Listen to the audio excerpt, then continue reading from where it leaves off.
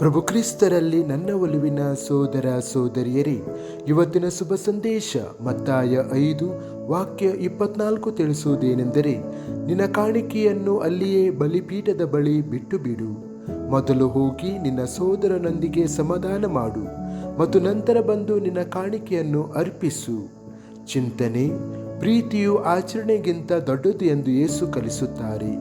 ನಾವು ದೇವರ ಮುಂದೆ ಕಾಣಿಕೆಗಳು, ಪ್ರಾರ್ಥನೆಗಳು ಅಥವಾ ತ್ಯಾಗಗಳೊಂದಿಗೆ ನಿಲ್ಲುವ ಮೊದಲು ಅವನು ನಮ್ಮ ಹೃದಯಗಳನ್ನು ಪರೀಕ್ಷಿಸಲು ಕೇಳುತ್ತಾರೆ.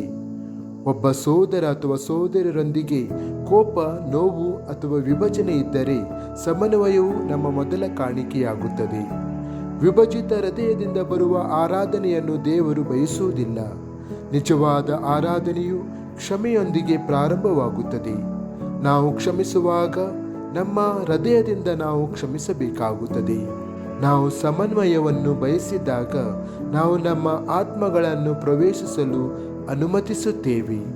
ನಮ್ಮ ಸಹೋದರನೊಂದಿಗೆ ಶಾಂತಿಯು ದೇವರೊಂದಿಗೆ ಆಳವಾದ ಸಹಭಾಗಿತ್ವಕ್ಕೆ ಬಾಗಿಲು ತೆರೆಯುತ್ತದೆ. ಪ್ರಾರ್ಥನೆ: ಕರ್ತನಾದ ಯೇಸುವೆ, ಕ್ಷಮೆಯನ್ನು ಕೇಳಲು ನನಗೆ ನಮ್ರತೆ ಮತ್ತು ಇತರರನ್ನು ಕ್ಷಮಿಸಲು ಧೈರ್ಯವನ್ನು ನೀಡಿರಿ. ನನ್ನ ಹೃದಯದಿಂದ ಕೋಪ ಮತ್ತು ಹೆಮ್ಮೆಯನ್ನು ತೆಗೆದುಹಾಕಿರಿ. ಅಸಮಾಧಾನಕ್ಕಿಂತ ಸಮನ್ವಯವನ್ನು ಆಯ್ಕೆ ಮಾಡಲು ನನಗೆ ಸಹಾಯ ಮಾಡಿರಿ. ನನ್ನ ಆರಾಧನೆ ಶುದ್ಧವಾಗಿರಲಿ ಮತ್ತು ನನ್ನ ಹೃದಯವು ಶಾಂತಿಯಿಂದ ಕೂಡಲಿ. ಆಮೇನ್.